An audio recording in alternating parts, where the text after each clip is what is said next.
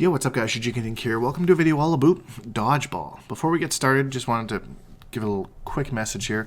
I was asked what I do exactly for my day job, and I wanted to let you guys know that I fix paint sprayers at a Canadian company called Cloverdale Paint. We had a meeting with all the technicians. There's only 14 of us, 15 I think, countrywide.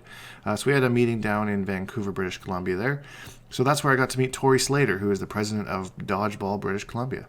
So I learned way more about dodgeball than I thought that I was going to at the start of the week, and it's actually really interesting, and I wanted to share it with you guys. So I hope you enjoy it. I gotta apologize in advance for the audio because we were on a boat at the time, so I was trying to interview with the sounds of the boat, so it's a little bit kind of noisy, but I think it was a good interview. So for anyone looking to get into dodgeball, after the video, I'll put some links in the description down below of where you can go, whether you're in Canada, USA, you know, other countries, that kind of thing. So yeah, hope you enjoy the interview. We are all at our paint sprayer meeting with all the guys. You can see their butts on the bow out there. And one of them just happens to be the president of Dodgeball BC. Hello. So I thought I'd ask you some questions, just kind of get an idea of what that's all like. So Yeah. First of all, if someone wanted to get involved in dodgeball, how would they go about doing that? So there's a few different ways you can get a dodgeball. Almost every city is going to have a recreational league, whether it's a sports and social club, an individual league, a school program, or potentially a provincial league, depending on what city you're in. Anybody can get involved in dodgeball, whether you're a kid, adults, older. It doesn't matter what age you are. There's always a league to play in. Yeah.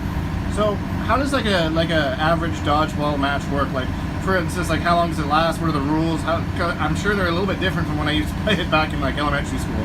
Absolutely. So depending on what style of dodgeball you're playing, the rules are going to vary a little bit. However, the style of dodgeball that I represent and I play most commonly is what is called WDBF, and is a 7-inch ball. Like any dodgeball, if you get hit, you're out. If you make a catch, they are out. You get a player back on. There's hard lines all the way around the court. If you step out of those lines, you're out. There's going to be 6 balls on the court and 6 players on the court on each side. There's a lot of different technical rules, but for the most part, those are the main rules. That's the most standard play style we'll see around BC and Canada. And from there you get into rubber, and different balls and their rules will change a little bit, whether they allow headshots, no headshots, different centerline rules. There's a lot of different little niche-y rules, but that's the main set of rules. So there's six players on each team. So are there like different positions or anything that each player can stand in on? Or? Yeah, absolutely. So once again, in the WDBF style, typically we have our wingers as our hardest throwers. So that would be the person who is in position 1 and the person in position 6 on the outsides of the court. They're always going to be your strongest throwers and typically your most threatening on the court. Second in from them is what we would call a support player. Your support player is also going to be a very well-rounded player, have a good arm, but also maybe showcase a little bit of catching and a little bit of dodging. Typically we'd want that player to be able to cycle to the outside if a winger got hit. And finally, you're going to have your 2 middle players. Your 2 middle players are typically your dodgy guys, the guys that are hard to hit, they're hard to get a hold of, but usually they can catch, they can draw a lot of attention, and they can stay alive for a long time. Crazy. Okay, so now we know the positions, a little bit about the rules.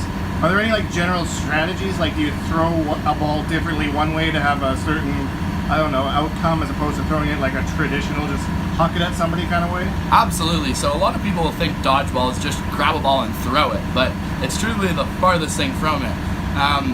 It's a team sport. You got to use your team to your advantage. So a lot of strategy a lot of the time will be trying to work with your teammates to pick a target to throw with. Typically throwing a ball on your own is going to be a lot easier to catch. So you want to work with a partner and try and hit your target. There's lots of different plays you can do depending on the circumstance, but there is very much a strategic side of the sport that definitely goes a long way as far as the outcomes of the game. Yeah, many different strategies we could get into, but for the most part, yes, absolutely, there's lots of strategy. And just so people have an idea, so how big is this? Is there like a world championship or national championship, or like how far does this go? Absolutely. So in Canada, we see roughly 6,000 dodgeball players playing WDBF across the country. It's a little difficult to know exactly how many players are playing dodgeball specifically because of all the different leagues, all the different styles. So the number is a little tough to pinpoint, but in WDBF we see about 6,000 members across Canada. There's quite a few different countries that play dodgeball, and we are expanding, it seems like, every year into more and more countries. If I'm not mistaken, we see, I want to say, about 11 countries right now that have men and women's teams.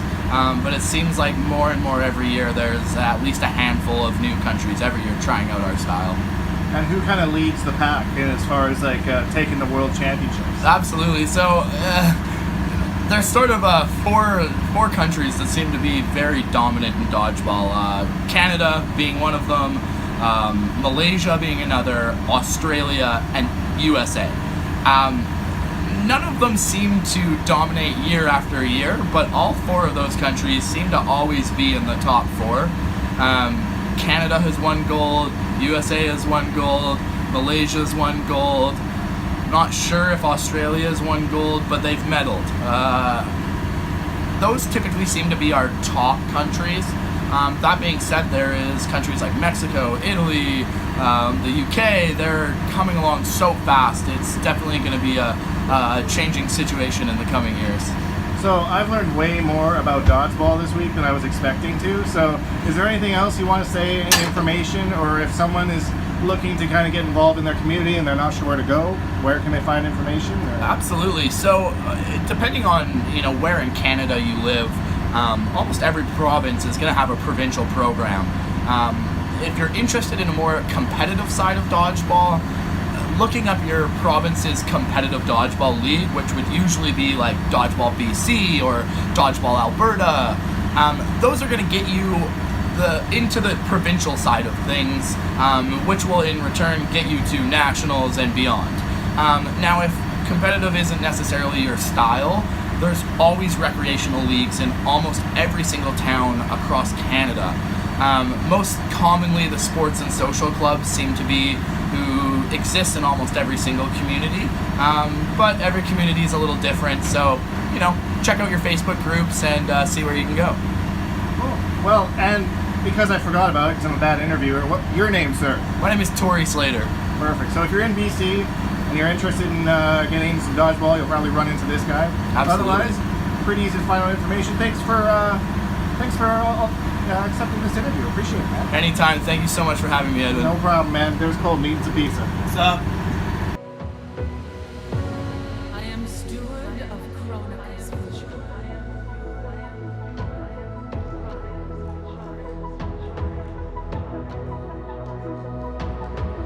Fate has been so cruel to you.